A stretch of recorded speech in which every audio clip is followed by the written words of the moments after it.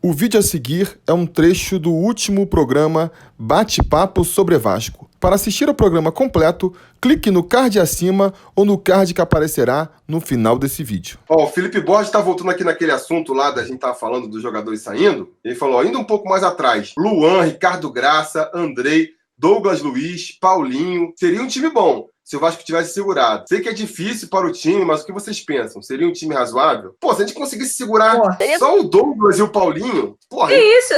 Tava disputando o campeonato. Seria no mínimo competitivo, né? Nossa, Douglas e Paulinho tava suficiente. Douglas e Paulinho, bota o Douglas e o Paulinho nesse time aí, o time voa. Então, por isso que eu acho que tinha que fazer um planejamento na parte do futebol, de investir mais na base, justamente para quando tiver esses caras aparecerem, segurar esses caras, entendeu? Porque são raros. São mais raros do que parece. Muitas vezes eu defendo assim, pô, tem que ter paciência, você tem que ter paciência com a base, você tem que dar tempo pro jogador evoluir. Aí sempre eu ouço assim, pô, o Paulinho não teve tempo, não precisou de tempo, o Douglas não precisou de tempo. Só que, galera... Fora de série, né? Não, fora de série. Você esperar que todo jogador da base vá subir e vai entrar resolvendo, não vai fazer assim. É por isso que são jogadores valiosos, no caso do Paulinho... Você não precisa de 11 craques. Você pode ter 2 craques e 9 bons. No caso do Paulinho, ele já na base, ele já estava com a intenção, né, de no futuro, ele mesmo, né, ser vendido. Ele já estava com essa visão lá na frente. Então, o que ele fez? Ele já sabia que a preparação física no Vasco para a base era uma coisa pobre, né? É paupérrima, que vamos considerar, né? Vamos levar isso em pauta. Os meninos não são preparados para jogar o profissional, eles são preparados apenas para a base. Então, o Paulinho, ele se preparou para isso. Ele se preparou para ser um profissional. A mesma coisa foi o Douglas. Tanto é que o Paulinho, você vê, o Paulinho já tinha um porte físico, o Douglas também, mesmo o Franzino, ele já tinha um porte físico, ele já tinha explosão, ele já tinha corpo de profissional. O que não acontece com todo mundo, nem todo mundo tem a mesma visão. O Evander, por exemplo, é a mesma coisa do Paulinho. Pode comparar com o Lucas Santos. Paulinho e Lucas Santos. O Lucas Santos não tem físico pro profissional, de jeito nenhum. Às vezes ele até chuta na bola, parece que é uma criança chutando. Mas ainda é muito culpa dele, né? Não é culpa dele. Sim, é o físico dele. Não é que ele poderia ter se preparado. Não é questão de jogador em si se preparar, mas é a questão do que o Vasco faz mesmo na base. Os caras vão na base. Quando chega o profissional, não rende nem metade daquilo que se esperava. Mas acho que é normal isso, porque na base é uma cobrança diferente, tá todo mundo jogando naquele nível, tá jogando contra outros moleques que não tem preparo físico também. Então você se destaca. Quando você tá no profissional, é bem diferente, né? O VG Vasco tá falando, o Paulinho teve uma fase ruim sim, na era Milton Mendes. É verdade, ele na verdade subiu com o Milton Mendes,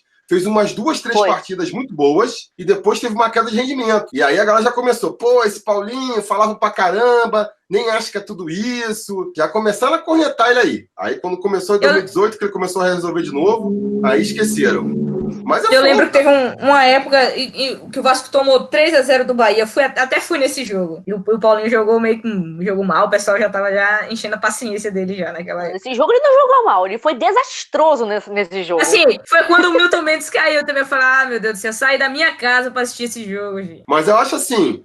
O problema, isso é um problema que, na verdade, a gente não vai conseguir resolver a curto prazo, porque enquanto o time estiver mal, enquanto o time estiver aí com essa carência de talento que a gente vê, o torcedor vai se agarrar em qualquer opção que vier, entendeu? Então, se subir o moleque da base, é esse cara que eu vou confiar que vai resolver o time. E aí fica muito difícil, você esperar que um cara que tá estreando no profissional seja a estrela do time, a solução dos problemas, aí não dá, né? O Garone fala, base ela não pode ser solução, ela tem que ser opção. Depois de um tempo, o cara vai virando solução, entendeu? Essa transição base profissional no Vasco não existe, porque os caras são jogados sempre na fogueira. Exatamente. Talvez o Ricardo seja o que, nos últimos anos, tenha tido uma transição melhor. Subiu assim, jogando na fogueira e tal, né? Mas aí ficou recolhido por um tempo e depois voltou de novo. Mas se você comparar com os outros jogadores, foi o que teve mais tempo, assim, mais paciência. Não, mas foi muito cornetado ali em 2018. Não, cornetado sim, mas ele teve mais tempo. Ficou no banco e agora voltou de novo. Você não vê outros jogadores assim. Mas isso aí eu acho assim, não tem jeito. O cara tem que entrar, tem que perceber que vai receber essas críticas mesmo e começar a jogar. Porque essa tranquilidade pra evoluir, pra crescer no time, só vai voltar tendo Vasco quando o Vasco voltar a ter um time forte. Se tiver outras referências no time ali, né? Isso com certeza facilita. Mas vai ser difícil, né? Eu não vejo aí a curto prazo, vai demorar um pouquinho. Vai demorar um pouquinho. O André Luiz falou aqui, Felipe, o André não pode ser banco. É só dar uma sequência pra ele que ele engrena. Pois é, mas ele não tá conseguindo, é difícil, né? Você apostar em jogador aqui, ainda mais nessa posição que tá muito disputada. Mas eu concordo que falta um pouco mais, por exemplo, esse carinho que ele tá tendo agora com o Marquinhos, que ele mandou trazer, e aí testou na parada, não foi bem, mais tarde titular. Falta um pouco mais desse carinho com a base, né? De investir um pouco mais, apostar um pouco mais, eu acho que falta, realmente. Mas isso aí não adianta. A base o caso do Andrei, ele teve até bons números, né, ano passado, né, foi primordial no elenco. Mas é natural o menino da base oscilar mesmo. Por mais que ele precise de sequência, né, ele precisa estar em campo para poder se desenvolver, como foi o caso do Ricardo, né, ele entrou ali no susto e acabou se firmando, mas teve que sair, né, por opção técnica mesmo. O caso do André é essa. Tem outras opções técnicas. E o Luxemburgo tá igual criança quando ganha um brinquedo novo. Ele tá empolgado com a nova opção que ele tem. Vai usar até o final. Vai usar até dizer chega. O André vai ficar ali, encostadinho, ali em stand-by, vamos botar assim.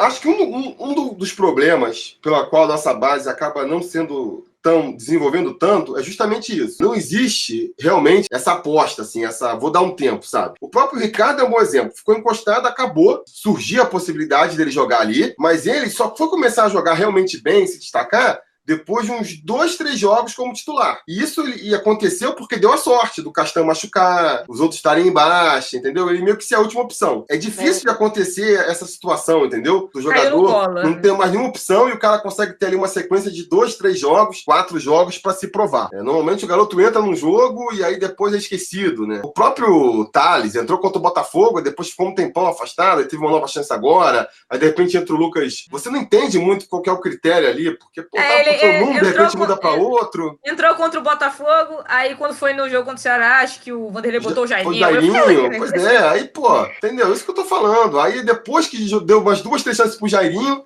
não dá pra ficar investindo no Jairinho, sendo que tem moleque da base, então... Mandou esse discurso aí, filosófico. Deu ver 3 jogos do Jairinho pra chegar nessa conclusão? Precisava isso, né?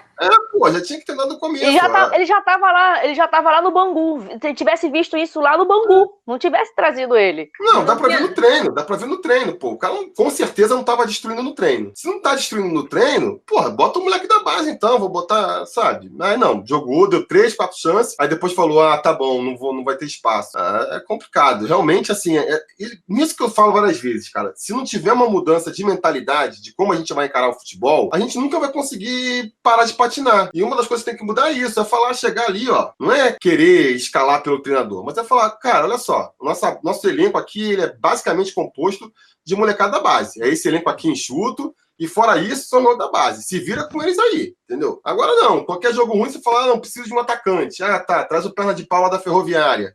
Preciso de um lateral. Vou buscar o cara lá no Guarani. Aí pronto, aí não vai ter espaço, aí não vai surgir. Se o garoto não entra destruindo, ele não vai ter oportunidade. Assim, é incrível como os jogadores medalhões, eles podem fazer 3 partidas ruins, mas o da base não.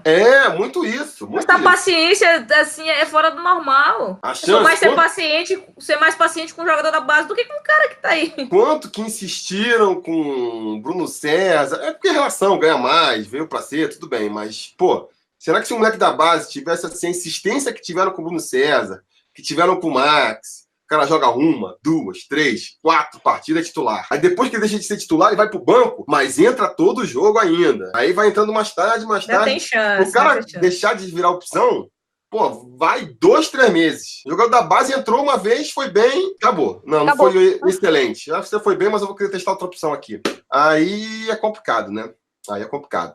Então é isso, pessoal. Muito obrigado por assistir mais um vídeo do Sobre Vasco. Fica mais uma vez a recomendação. Se você quiser assistir o programa completo, o link vai aparecer aí no final do vídeo. No mais, aquele pedido de sempre, né? Curtir o vídeo, assinar o canal, ligar o sininho de notificações e ficar ligado, porque vem muito mais coisa por aí. Beleza? A gente vai se falando.